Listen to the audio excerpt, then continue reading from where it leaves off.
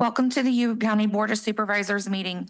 As a courtesy to others, please turn off cell phones or other electronic devices which may disrupt the meeting.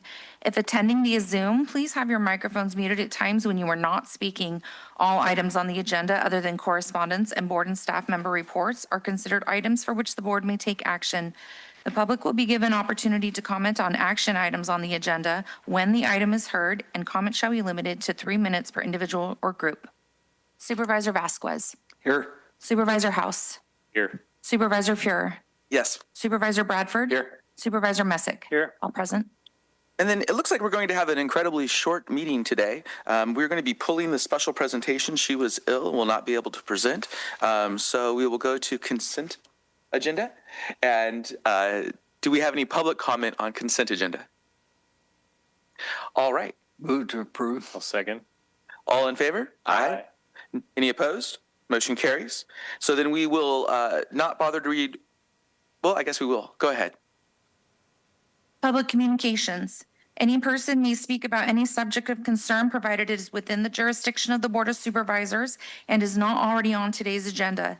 The total amount of time allotted for receiving such public communication shall be limited to a total of 15 minutes, and each individual or group will be limited to no more than 3 minutes. Prior to this time, speakers are requested to fill out a request to speak card and submit it to the clerk of the Board of Supervisors. Please note, no board action can be taken on comments made under this heading. And through the chair, we do have 2 requests to speak cards. Great. The first from Bob Sizemore.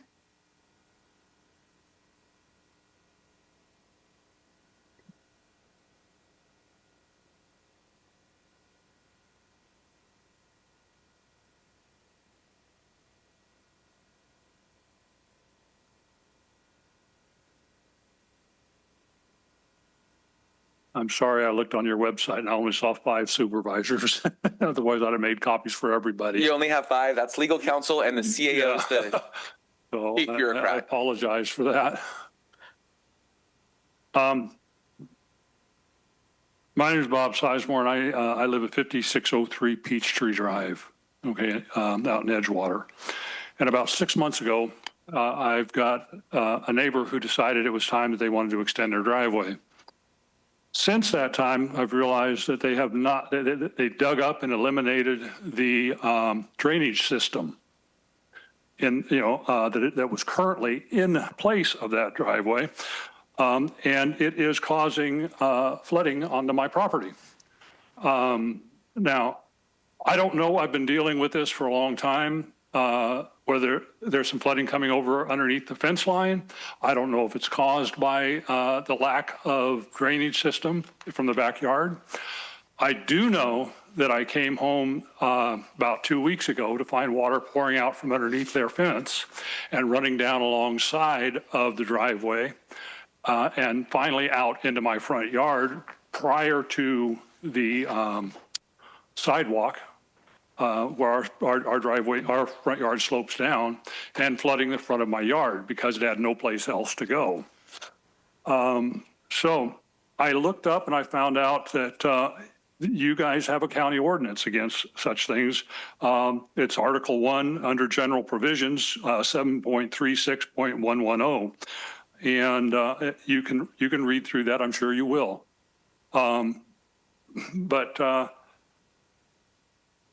What I'm concerned about is not only mine, but we've got 4 other homes around us, around that same property. And one of the things I'm in litigation right now a little bit with this particular homeowner. And one of the claims is that their property is a little higher than mine. And that's part of the reason why it's flooding over into it. Well, if that's true and you've eliminated a drainage system, then what's going to happen whenever we get the rains? Okay, what's going to happen whenever you decide to drain your pool? Where's all this water going to go? Of course, it's going to go onto other properties, and it can't be helped. There's no way for the water to get out. The county takes and mandates that these homes have 2 drainage systems, one on either side of the house. And whenever you eliminate one of those drainage systems, a problem begins. And the thing is all I want from this, I've been to the county, okay? I've called out the sheriff's department. I've talked to everybody I know who to talk to. And all I get is, it's a civil matter, okay? But I don't understand how it can be a civil matter whenever you guys have an ordinance against it, okay? It seems like you guys should say, hey, fix it, okay? Fix it. It's a simple problem. And that's all that I would ask, is that you guys talk to the right people, say, hey, look, please, we've got a high-risk potential for flooding, of these homes because you've removed a drainage system. Fix it, and that's really all that I ask. So I would ask that you please take that under consideration. Thank you, sir. Did you have a comment? If I could, through the chair, I'd just recommend to the board that you take this information from Mr. Sizemore, refer it to community development, have them follow up with Mr. Sizemore, and then report back to the board on how it was addressed. Okay. And then in general, we all, I think, are in agreement that we want the drainage to work. And if somebody's blocking it because they didn't build correctly, then that becomes an issue. I don't know that it'll get handled in a time frame that is as useful for you, which is why they're probably recommending the civil solution, because maybe you can get a quicker response to your particular problem. But you're absolutely right. As a community, we have the ordinances in effect because we want to have that happen. So I agree. Okay. Thank you, sir. Thank you. CDSA, you heard? Excellent. Thank you, guys. Second card is Tony Farley. Laughing. Every time, Andy. Tony Farley over the pond in the Sutter County, Sackmore region. Thank you, Kevin, Chief Saxon, for his service, County Administrator. Thank you, Major's Lady, Janet Bender, right? Janet Bender, for his service, County Council. Thank you, Seth Fuhrer for his service. Taxes is January, April, right? That's right. I'll be there at your office with all the nice stuff. And don't forget, Seth is DEI guy, too. And Supervisor Mess, it's Super Stallion Tallying Horse, big horses, tallying horses. All those. And Gary Bradford, the Sacramentan guy. He goes there a lot more than I do. I'm kind of jealous. I should get his job. And Supervisor House, the big house, or by Marysville. And Deputy Reserve Officer in VW and Marine Corps, badass Andy Vasquez, the baddest guy ever. Of course, retired. I'm gonna miss him. Hope I work for president in Congress, hopefully. And Natalie, don't forget Natalie. Don't forget Rich, the former fire chief Linda, also replacing Andy. And Rachel, don't forget Rachel, the media journalist. Rachel, the TV van. I like to see her inside TV van. Nice. And Sarah and Oscar from OES. And Jeremy from code enforcement, law enforcement, code enforcement, probation. And we forgot sheriff department, no sheriff department day. So thank you, Sheriff. And thank you, HSS ladies. Thank you for your service, everybody. Thank you, Tony. Welcome. All right, we will move on to ordinances and public hearings. I think I'm going to open it and then continue it and then close it. Through the chair, can I read the? Sure. Okay. If you challenge in court the action or decision of the Yuba County Board of Supervisors regarding a zoning, planning, land use, or environmental protection matter made at any hearing described in this notice, you may be limited to raising only those issues you or someone else raised at such hearing or in written correspondence delivered to the Yuba County Board of Supervisors at or prior to such hearing. Public comments will be limited to 3 minutes per individual or group. And we have one item on the agenda, 413-2026, Community Development and Services, public hearing, hold public hearing and adopt resolution confirming delinquent water and sewer charges for River Highlands Community Services District and authorize collection on the Yuba County 2026-2027 secured property tax roll. All right. So go ahead. If I could, through the chair, if the board recalls at the last meeting, the auditor controller offered to audit this issue. The auditor controller's office needs a little more time. They're still auditing it, and requested that this item be continued to the next board meeting, and then the auditor controller will be able to provide the board kind of his full report on this issue, as well as any, follow-up information that community development would have on the issue. Great. So we will continue this till next meeting. All right. Correspondence, we received some, and then we'll go to board and staff member reports. Andy? I attended 2 days for the stand down, veterans stand down. Quite an interesting collection of people. We didn't vote when I continued. They're pretty well packed. It was a good meeting. Thanks. Yeah, through the chair. Last week I attended CSAC's fall board meeting.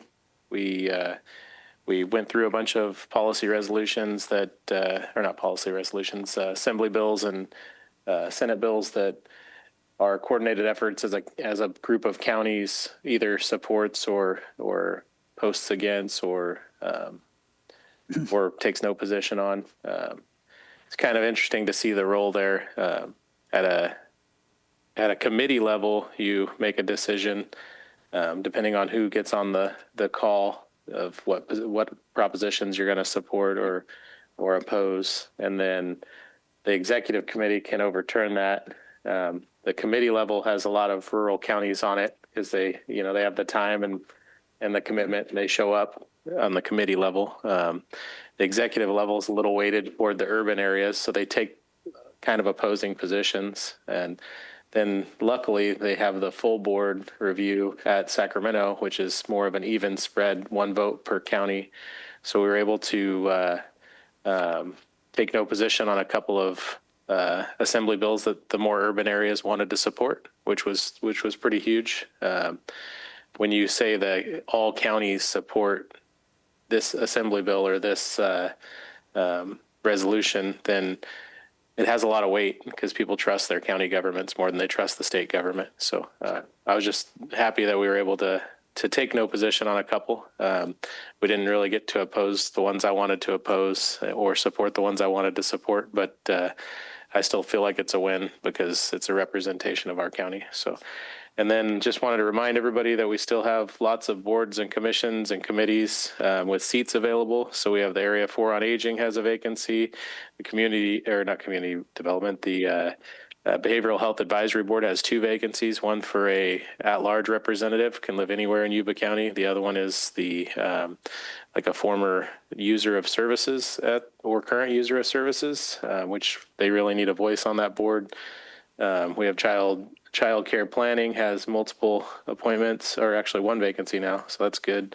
Community Services Commission, which decides how we spend our community services block grant funding. It has a vacancy in my district and on District 5. IHSS has 6 vacancies, and that's a growing field with in-home health support.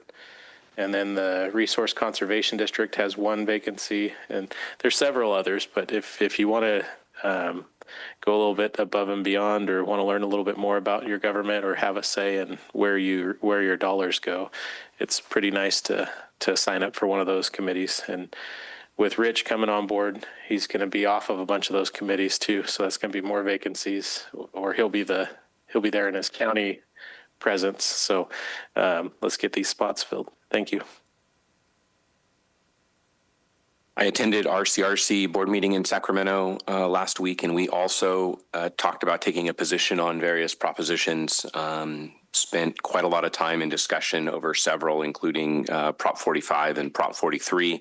Ultimately, the board was very divided on what to do on many of those propositions, and so really no action came out of that from a board perspective. So, but it was good, healthy discussion, and lots of great perspectives were shared. And so that's how those organizations should work. Hopefully everyone felt like they had a voice.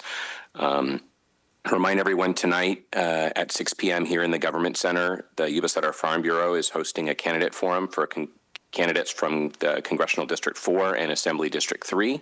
And so I'd encourage people to come out to that and hear from those candidates. And also this coming Friday is a very special day in Plumas Lake. It's the grand opening of our grocery store, the Holiday Market, and they will be doing a ribbon cutting at 10 a.m. And so it's very exciting. So that's it.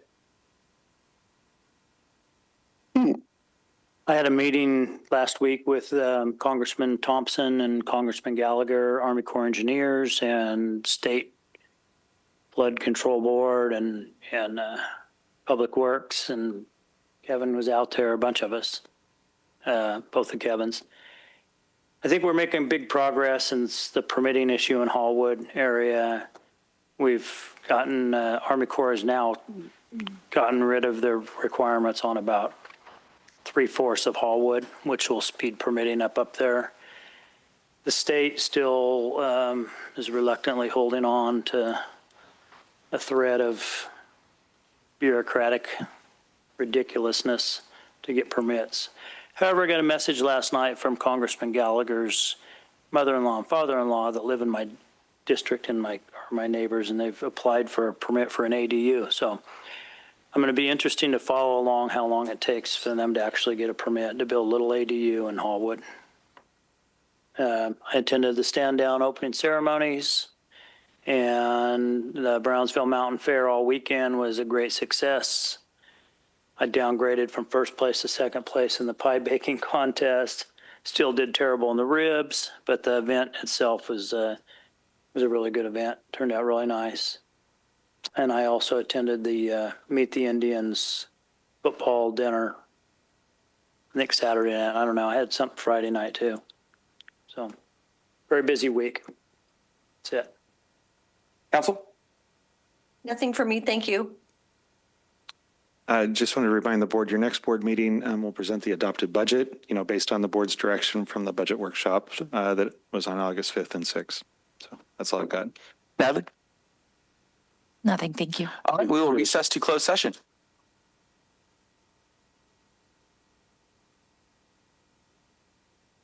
No break.